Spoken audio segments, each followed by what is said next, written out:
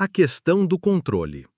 Uma análise científica do comportamento deve, creio eu, supor que o comportamento de uma pessoa é controlado mais por sua história genética e ambiental do que pela própria pessoa enquanto agente criador, iniciador.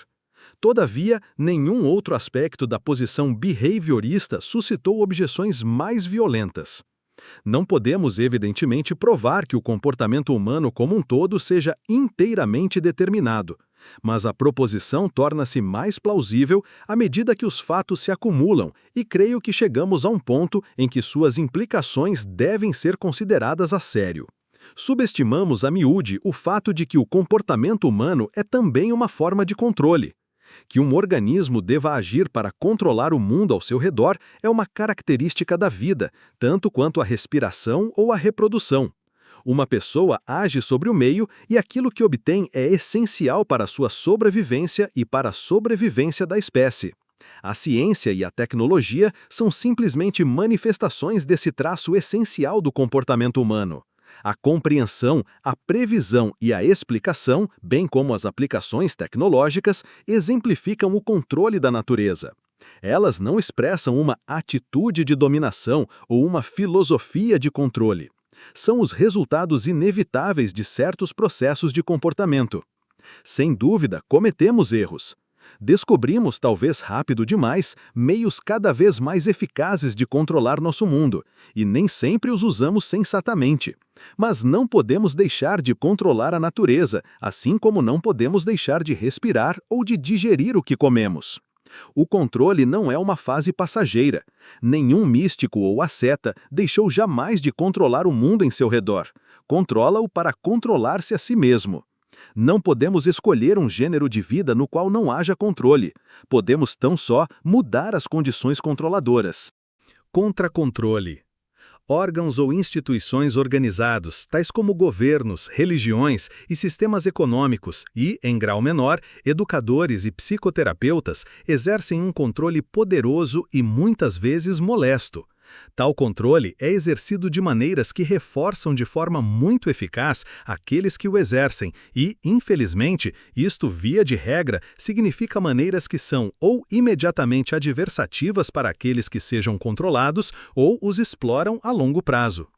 Os que são assim controlados passam a agir, escapam ao controlador, pondo-se fora de seu alcance se for uma pessoa, desertando de um governo, apostasiando de uma religião, demitindo-se ou mandriando, ou então atacam a fim de enfraquecer ou destruir o poder controlador, como numa revolução, numa reforma, numa greve ou num protesto estudantil. Em outras palavras, ele se opõe ao controle com contra-controle. Pode atingir-se uma situação na qual essas forças opostas se equilibram, pelo menos temporariamente, mas raras vezes o resultado constitui a solução ideal. Um sistema de incentivos pode reconciliar um conflito entre a empresa e a força de trabalho. As nações podem manter um equilíbrio de poder, e as práticas governamentais, religiosas e educativas podem ser eficazes no evitar a defecção, a apostasia, a mandrice, mas os resultados não são absolutamente ambientes sociais bem planejados. Ética e compaixão. Falamos de um governante benevolente, de um professor devotado, de um terapeuta compassivo e de um industrial dotado de espírito público, como se seus comportamentos fossem sintomas de traços íntimos de caráter. Quando perguntamos por que uma pessoa é benevolente, compassiva ou dotada de espírito público, vemo-nos examinando o efeito de seu comportamento sobre os demais. Os utilitaristas referem-se a este tipo de efeitos, definindo a utilidade como o princípio que aprova ou desaprova uma ação, qualquer que ela seja, de acordo com a tendência que parece ter no sentido de aumentar ou diminuir a felicidade daqueles cujos interesses estão em pauta. Trata-se, porém, de aprovação ou desaprovação de um terceiro, e não de quem é imediatamente afetado pela ação. As consequências responsáveis por comportamento benevolente, devotado ou imbuído de espírito público são formas de contra-controle, e quando estas não existem, esses traços de comportamento tão admirados tampouco existem. A questão é ilustrada por 5 campos em que o controle não é compensado por contracontrole e que se tornaram, por isso, exemplos clássicos de maus tratos. Esses campos são a custódia das crianças, dos velhos, dos prisioneiros, dos psicóticos e dos retardados. Frequentemente se diz que as pessoas encarregadas dessa gente carecem de compaixão ou de sentido moral, mas o fato evidente é que não estão sujeitas a um contracontrole vigoroso. As crianças e os velhos são fracos demais para protestar. Os prisioneiros são controlados pela força policial e os psicóticos e retardados não podem organizar-se ou agir de forma eficaz. Muito pouco ou nada é feito no tocante a maus tratos, a menos que o contracontrole, usualmente negativo, seja introduzido de fora. O contracontrole não é, evidentemente, a única razão de alguém tratar bem outrem. Podemos agir de forma a reforçar outra pessoa e reforçar-nos a nós próprios. A dotação genética humana pode incluir uma tendência desse tipo, como, por exemplo, o cuidado dos pais com as crias parece ilustrar. Darwin assinalou o valor de sobrevivência do comportamento altruísta numa passagem que citarei mais tarde, embora só tipos muito especiais de comportamento inato pareçam estar envolvidos. De qualquer forma, a maneira por que uma pessoa trata outrem é determinada pela ação recíproca. Nada lucramos com voltar-nos para os sentimentos. Disse a miúde que as pessoas confortam os aflitos, tratam dos doentes e alimentam os famintos porque simpatizam com eles ou porque eles partilham os sentimentos. Todavia, é o comportamento associado com esses sentimentos que deveria ter tido valor de sobrevivência e que é modificado pelo contracontrole. Abstemo-nos de ferir os outros não porque sabemos o que seja ser ferido, mas, porque causar danos a outros membros da espécie reduz as probabilidades de a espécie sobreviver, e, 2, quando ferimos outros, nós próprios já fomos feridos. O conceito clássico de humanistas foi definido como um conjunto de virtudes, mas qualquer sentimento de virtude poderia ser visto como um subproduto da conduta. Um homem que praticava humanitas confiava, no sentido de ser comumente bem-sucedido. Tratava os outros bem e, em consequência, era bem tratado por eles. Exercia papel ativo no governo e assim por diante. Afirma-se que a disposição de obedecer a regras constitui um determinante importante do comportamento moral, bem como um componente principal do desenvolvimento do caráter. Mas uma pessoa quer seguir uma regra devido às consequências organizadas por aqueles que ditam a regra e que a mantêm em vigor. A distinção entre comportamento regido por regras e comportamento moldado por contingências se perde quando se diz que um teste de socialização avalia o grau em que a pessoa interiorizou as regras, valores e convenções de sua sociedade. As pessoas se puniam umas às outras muito antes de o comportamento ser considerado bom ou mau e antes de as regras serem formuladas. E uma pessoa pode ter sido socializada por essas contingências punitivas sem intervenção de regras.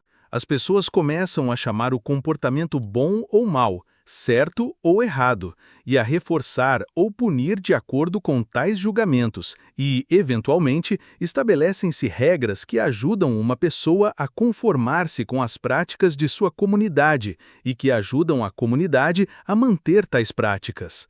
Uma pessoa que aprende essas regras e que se comporta obedecendo-lhes explicitamente ainda não as interiorizou, mesmo quando aprende a controlar-se e a ajustar-se assim mais eficazmente às contingências mantidas pelo grupo. O comportamento social não exige que as contingências que o geraram sejam formuladas em regras ou, se foram formuladas, que uma pessoa deva conhecer essas regras. É extremamente importante, todavia, que práticas sociais sejam formuladas. Dizemos, às vezes, que agimos de determinada maneira porque sabíamos que era certo ou sentimos que era certo. Mas o que sentimos quando agimos moralmente ou eticamente depende das contingências responsáveis por nosso comportamento. O que sentimos acerca do comportamento dos outros depende de seu efeito sobre nós. O que sentimos acerca de nosso próprio comportamento para com os outros depende da ação por eles empreendida. As condições corporais conhecidas ou sentidas podem ser particularmente manifestas quando as sanções são fortes. Uma pessoa a quem acenaram com a promessa do céu ou com a ameaça do inferno pode sentir estados corpóreos mais intensos do que outra cujo comportamento seja meramente aprovado ou censurado por seus semelhantes. Mas nenhuma das duas age porque conhece ou sente que seu comportamento seja acertado. Age por causa das contingências que lhe moldaram o comportamento e que criaram as condições que sente. Uma questão teológica relativamente antiga é a seguinte: o homem é pecador porque peca ou peca porque é pecador? Marx propôs uma pergunta semelhante respondendo-a assim: não é a consciência do homem que lhe determina a existência, é antes a sua existência social que lhe determina a consciência. William James fez o mesmo no campo das emoções. Não choramos porque estamos tristes porque choramos. Nas três formulações, falta um pormenor importante. Nada se diz sobre o que é responsável pelo estado e pelo comportamento. E se nos perguntarem, uma pessoa é moral porque age moralmente ou age moralmente porque é moral? Devemos responder, nenhuma coisa nem outra. Ela age moralmente e a consideramos moral porque ela vive num tipo particular de ambiente. O contra-controle não é difícil de explicar quando o controle é imediatamente adversivo, por exemplo, quando é exercido por punição ou ameaça de punição. Existem presumivelmente contingências relevantes de sobrevivência. Quando incapazes de escapar, os organismos atacam com êxito um predador, têm uma vantagem competitiva. Mas quando as consequências adversativas do controle são postergadas, como na exploração, a ação de contra-controle é menos provável. A maioria daqueles que tinham grande fortuna usaram-na, sem estarem sujeitos a muito contra-controle, até o século XIX. Já se disse de Hegel que foi o primeiro a perceber que um sistema moderno de comércio e indústria havia surgido espontaneamente das atividades do interesse próprio racional e que a lei e o governo se tornaram então necessários não apenas para proteger a sociedade e seus membros individuais, mas para controlar a cupidez ilimitada de riqueza pessoal que fora desencadeada pelas novas técnicas produtivas. Acreditava ele que isso só poderia ser feito se um sentido geral de decência impregnasse a sociedade. Umas poucas correções são necessárias. Dizer que o comércio e a indústria surgiram das atividades do interesse próprio racional é simplesmente dizer que os homens descobriram novas maneiras de ganhar dinheiro e adquirir bens. Sua cupidez era ilimitada no sentido de que não havia contra-controle. Daí a necessidade de leis restritivas do comércio e da indústria. Estas, porém, exigiam ação legal por parte das pessoas prejudicadas, mais do que um sentido geral de decência. Não basta citar o comportamento do qual inferimos um sentido de decência, assim como não bastava citar o comportamento do qual inferimos a compaixão daqueles que têm a seu cargo pessoas desamparadas. Devemos examinar as contingências de contra-controle. O homem tem sido considerado superior aos outros animais porque desenvolveu um senso moral ou ético. A característica de longe mais importante dos seres humanos é a de que possuímos e exercemos o julgamento moral. Mas o que evoluiu foi um ambiente social no qual os indivíduos se comportam de maneiras determinadas em parte por seus efeitos sobre os outros. Diferentes pessoas apresentam quantidades e tipos diferentes de comportamento ético e moral, dependendo do quanto estiveram expostas a tais contingências. Já se disse que a moral e a ética envolvem atitudes para com a lei e o governo que levaram séculos para desenvolver-se. Entretanto, é muito mais plausível dizer que o comportamento que se diz expressar tais atitudes foi gerado por contingências que se desenvolveram ao longo dos séculos. Uma atitude para com o governo que fosse distinta do comportamento dificilmente poderia ter sobrevivido por séculos. O que sobreviveu foram as práticas governamentais. O comportamento legal depende de mais do que uma atitude de deferência para com o governo, assim como o papel do governo depende de mais do que o fato consumado do poder. Dizer que a lei é um feito que carece de ser renovado pela compreensão das fontes de sua força é apontar diretamente para a necessidade de compreender e manter as contingências governamentais. Uma das consequências mais trágicas do mentalismo é dramaticamente ilustrada por aqueles que estão seriamente preocupados com a angustiante situação do mundo atual e que não veem nenhum remédio a não ser uma volta à moralidade, à ética ou a um senso de decência, entendidos como propriedades pessoais. Um livro recente acerca da moral exprime, ao que se diz, esperança em vez de desespero, porque o autor percebe em cada homem uma crescente consciência de seus semelhantes, um respeito cada vez maior pelos direitos dos outros, e ver tais fatos como passos no rumo de uma comunidade mundial segura, baseada em domínios cada vez mais amplos de relações e empatia. Uma carta pastoral insiste em que nossa salvação reside numa volta à moral cristã. Mas o que se faz necessário é uma restauração do ambiente social em que as pessoas agem de maneiras que chamamos morais. Culpar as pessoas a fim de modelar um comportamento eticamente aceitável tem um resultado desastroso. Samuel Butler focalizou a questão em Erewhon, onde as pessoas eram censuradas por seus defeitos físicos, não pelos morais. Comparem-se duas pessoas, uma das quais foi mutilada por um acidente, a outra por uma história ambiental pregressa que a tornou preguiçosa e, quando criticada, mesquinha. Ambas causam grandes incômodos aos outros, mas uma morrerá como mártir e a outra como canalha. Ou comparem-se duas crianças, uma aleijada pela poliomielite, a outra por uma família que a rejeitou. Ambas contribuem pouco para os outros e ambas causam incômodos, mas só uma delas é inculpada. A diferença principal é que apenas um desses tipos de incapacidade é curável por punição e, mesmo assim, apenas ocasionalmente. É-se tentado a dizer que só uma pessoa, em cada caso, poderia fazer algo acerca de sua condição, mas não deveríamos antes dizer que nós poderíamos fazer algo além de culpá-las? Atribuir o comportamento moral e ético às contingências ambientais parece não deixar lugar para absolutos, pois sugere um tipo de relativismo em que é bom tudo aquilo que seja taxado de bom. Uma objeção a isto é a de que faz referência a reforços, mas não às contingências continuadas em que surgem. Tendemos também a objetar quando aquilo a que um outro grupo chama bom difere consideravelmente daquilo que consideramos bom, quando nossas práticas entram em conflito. Mas uma explicação ambiental não é relativista nesse sentido. A teoria dos emotivistas éticos era um apelo a sentimentos nitidamente localizados no tempo e no espaço e sem relações com quaisquer razões aparentes para os padrões éticos e morais. As contingências éticas e morais de reforço têm suas próprias consequências, a que voltarei logo mais. A luta pela liberdade. O êxito do homem em libertar-se das irritações e perigos de seu ambiente físico e dos aspectos punitivos e exploratórios de seu ambiente social foi talvez o seu maior feito. Deixou-o livre para desenvolver outros tipos de comportamento com consequências altamente reforçadoras nas ciências, nas artes e nas relações sociais. Ao mesmo tempo, proporcionou-lhe o sentimento de liberdade e, talvez, nenhum outro sentimento tenha causado maiores problemas.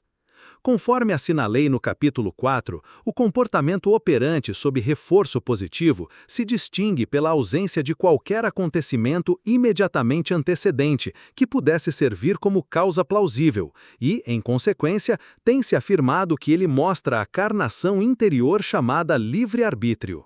O comportamento reflexo tem seus estímulos e é por isso chamado de involuntário, e comportamento operante negativamente reforçado é emitido em presença da condição adversativa de que o comportamento proporciona escape. Nessas condições, não falamos daquilo que queremos fazer, mas daquilo que temos de fazer para evitar a punição ou escapar-lhe. Podemos, por meio de um ato de vontade, escolher submeter-nos à punição, mas só porque outras consequências, para as quais não há causa antecedente imediata, tornam nossa submissão voluntária. O fato importante não é sentirmos-nos livres quando somos positivamente reforçados, mas o de que não tendemos a escapar ou a contra-atacar. Sentir-se livre é um importante sinal distintivo de um tipo de controle que se singulariza pelo fato de não produzir contra-controle.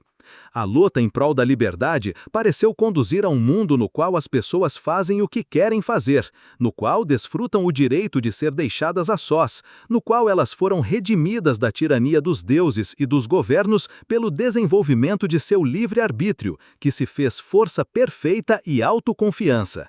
Este pareceria ser um mundo em que as pessoas se realizaram, se atualizaram e se encontraram a si mesmas, no sentido com que tais expressões são usadas no existencialismo, na fenomenologia e no misticismo oriental.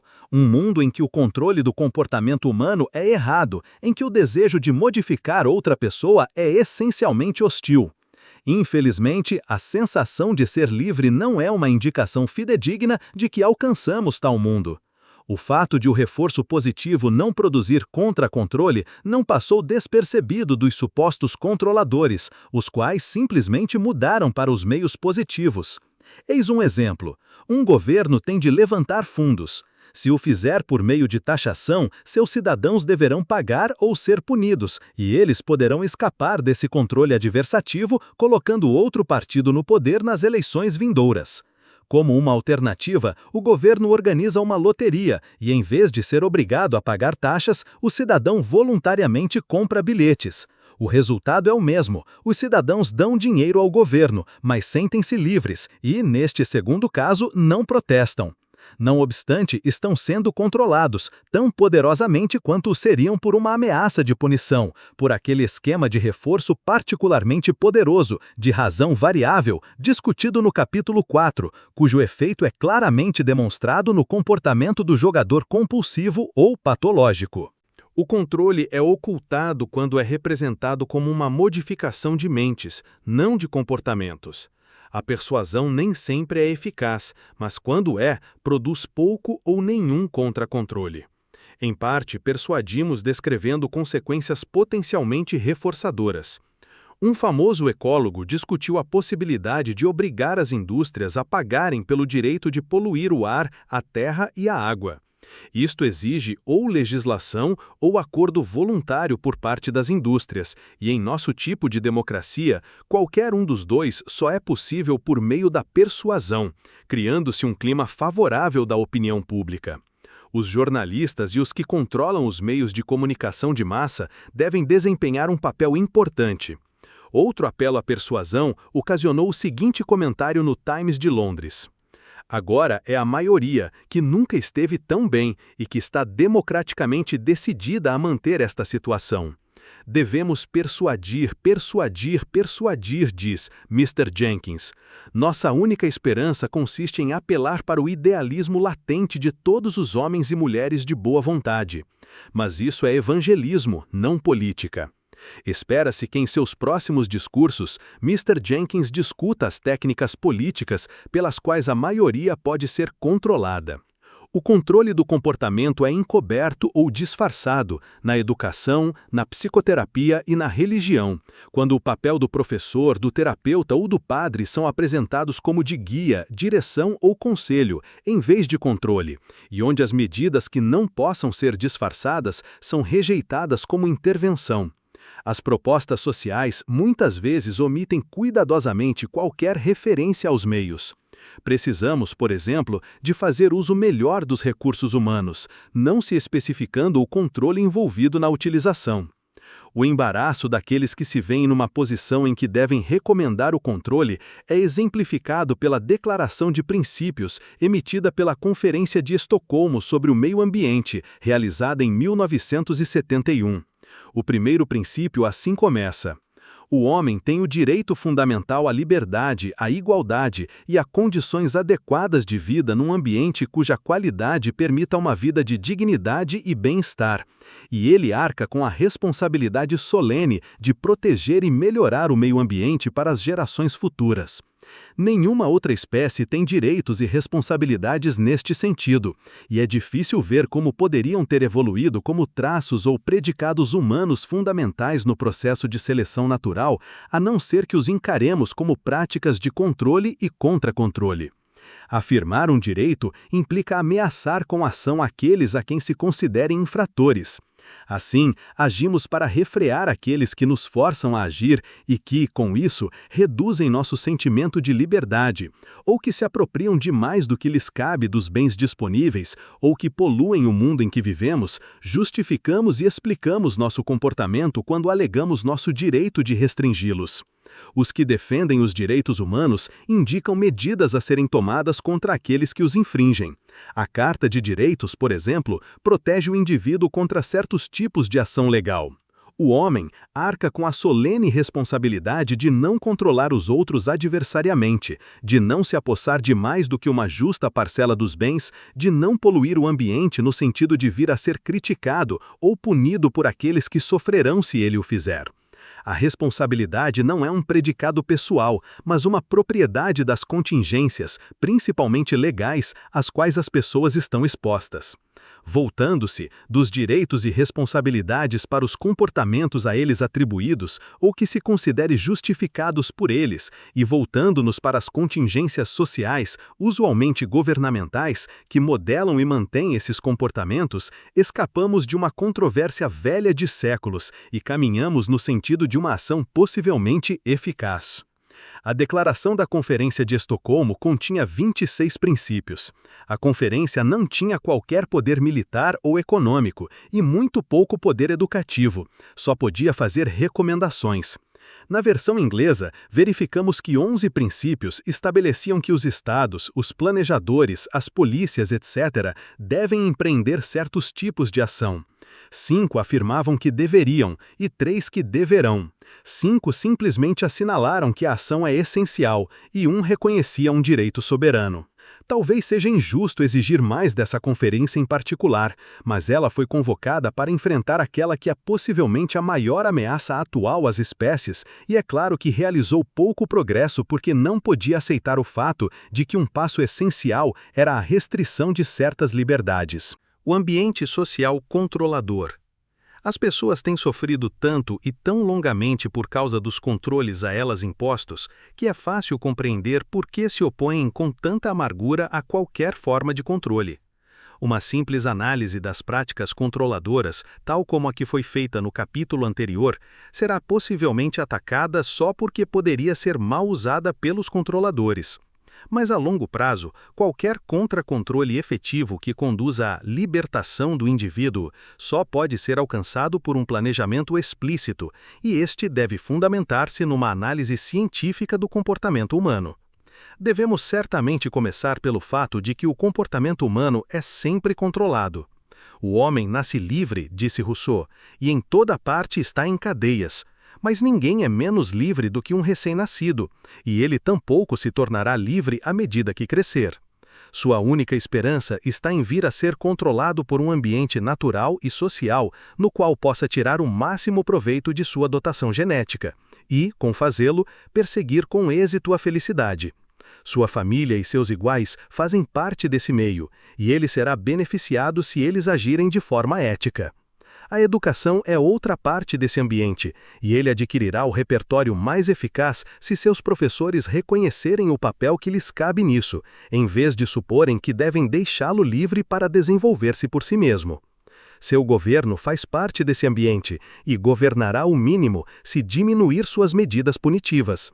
O homem produzirá aquilo que ele e os demais necessitam efetivamente, e de forma menos adversativa se as condições de incentivo forem tais que ele venha a trabalhar com cuidado e diligência e a ser reforçado pelo que faz. Tudo isto será possível não porque aqueles com quem eles se associam possuam moralidade e um senso de ética, de decência ou de compaixão, mas porque são, por sua vez, controlados por um tipo particular de ambiente social. A contribuição mais importante de um meio social, contribuição totalmente abandonada pela volta a um individualismo radical, tem a ver com a mediação do futuro. A brutal perspectiva de superpopulação, poluição e esgotamento dos recursos naturais deu ao futuro uma importância nova e relativamente imediata. Mas uma certa preocupação com o futuro existe evidentemente de há muito. Já se disse que, há 100 anos atrás, existiam poucos homens vivos, fossem pessoas utilitaristas ou religiosas, que julgassem estar a excelência de um ato no próprio ato ou na vontade que o desejava. Tudo residia nas consequências, que lhes afetaria a felicidade no dia de amanhã ou na vida do além. Ambas constituíam uma questão de recompensa futura. Mas a excelência a cujo luz um ato pode ser julgado é uma coisa. Induzir as pessoas a serem boas ou a agirem bem com vistas a uma consequência futura é outra coisa. O importante é que as instituições duram mais do que os indivíduos e organizam contingências que levam em consideração um futuro razoavelmente remoto. Os processos de comportamento são ilustrados por uma pessoa que trabalha em troca de uma recompensa prometida, que joga para ganhar ou que compra bilhetes de loteria. Com seu auxílio, as instituições religiosas oferecem um pós-vida reforçador e os governos induzem as pessoas a morrer pela pátria. Fazemos objeções a muitas dessas coisas, mas por vezes os interesses das instituições coincidem com os interesses dos indivíduos. Governos e religiões, por vezes, induzem os indivíduos a comportar-se bem para com seus semelhantes e a agirem em comum com vistas à proteção e ao sustento. Os provérbios e as máximas, bem como os códigos de lei explícitos, fortalecem o comportamento que tem consequências retardadas. Por si mesmo, um indivíduo pode adquirir poucos comportamentos, com respeito ao futuro, em seu próprio tempo de vida. Todavia, como membro de um grupo, ele se beneficia do ambiente social mantido pelo grupo. Este é um fato da maior importância, porque leva a uma resposta para as duas questões básicas. Como podemos considerar um caso particular de controle do comportamento humano bom ou mau, e quem deve planejar e manter as práticas controladoras? A evolução de uma cultura. O ambiente social a que estive referindo-me é comumente chamado de cultura, embora uma cultura seja a miúde definida de outras maneiras, como um conjunto de costumes ou maneiras, como um sistema de valores e ideias, como uma rede de comunicação e assim por diante. Como um conjunto de contingências de reforço mantidos por um grupo, possivelmente formuladas por meio de regras ou leis. A cultura tem uma condição física bem definida, uma existência contínua para além das vidas dos membros do grupo, um padrão que se altera à medida que certas práticas lhe são acrescentadas, descartadas ou modificadas, e, sobretudo, poder. Uma cultura assim definida controla o comportamento dos membros do grupo que a pratica. Ela não é algo monolítico e não há razão de, para explicá-la, recorramos a uma mentalidade, ideia ou vontade grupal.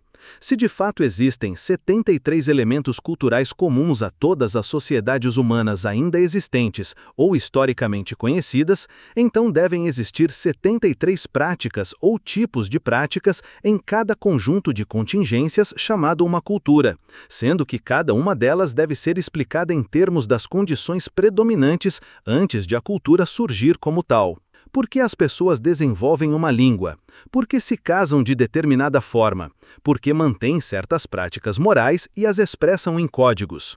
Algumas respostas a perguntas deste tipo hão de ser encontradas nas características biológicas da espécie, outras nos traços universais do ambiente em que as pessoas vivem. O aspecto mais importante de uma cultura assim definida é o de que ela evolui. Uma prática surge como uma mutação. Ela afeta as probabilidades de o grupo vir a solucionar seus problemas, e se o grupo sobreviver, a prática sobreviverá com ele.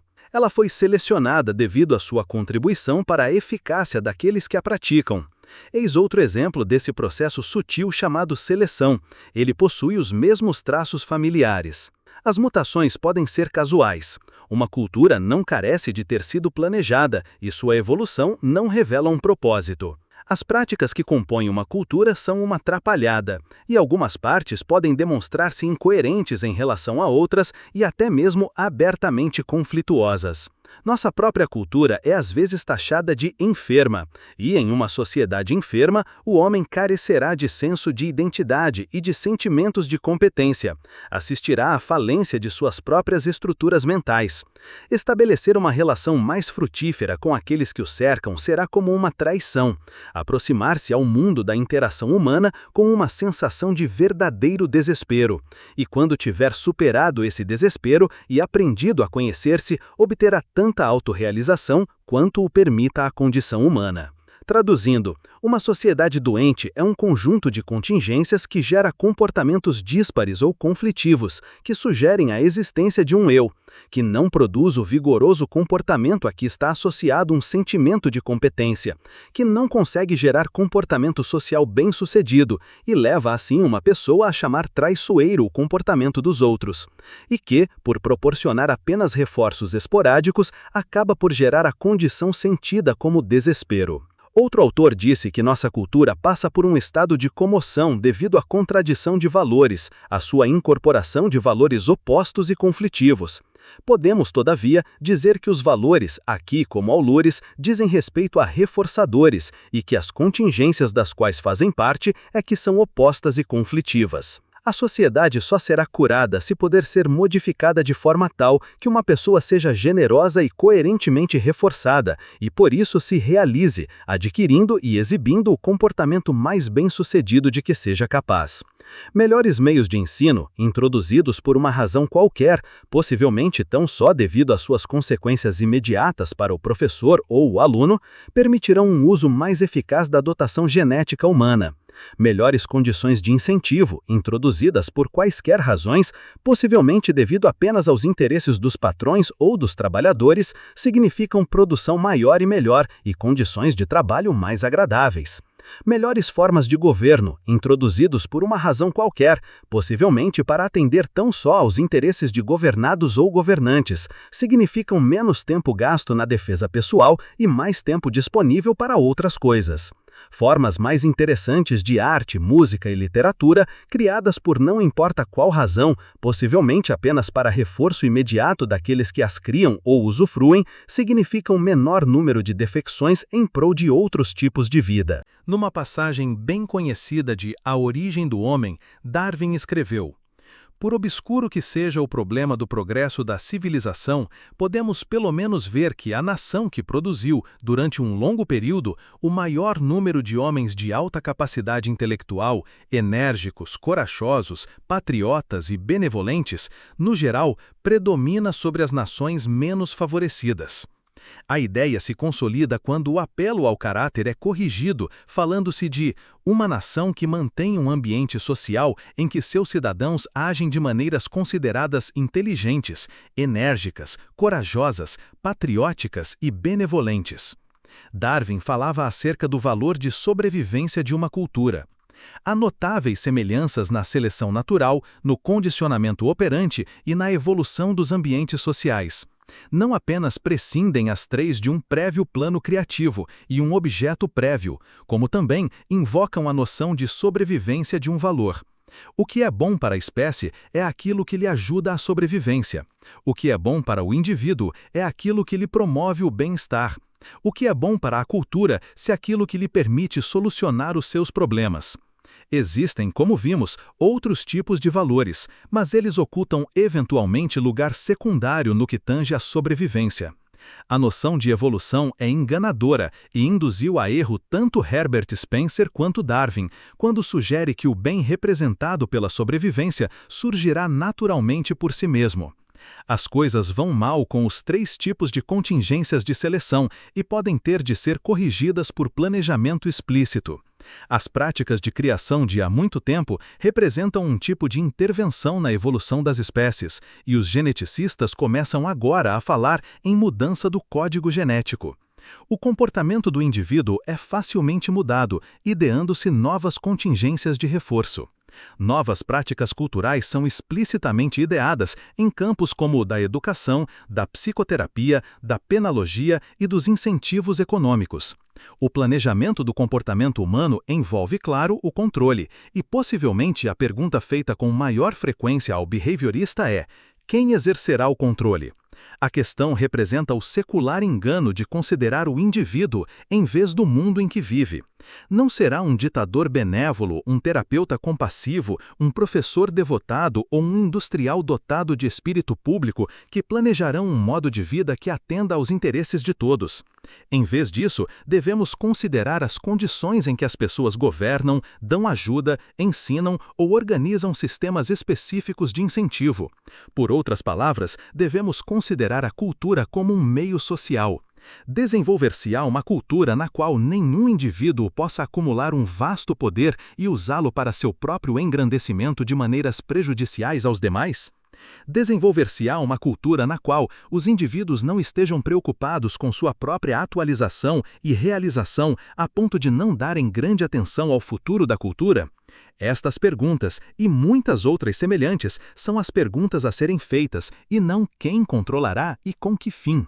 Ninguém anda fora da corrente causal, ninguém intervém realmente. A humanidade, de forma lenta e errática, criou ambientes nos quais as pessoas se comportam mais eficazmente e, sem dúvida, experimentam as sensações que acompanham o comportamento bem-sucedido. Trata-se de um processo que continua.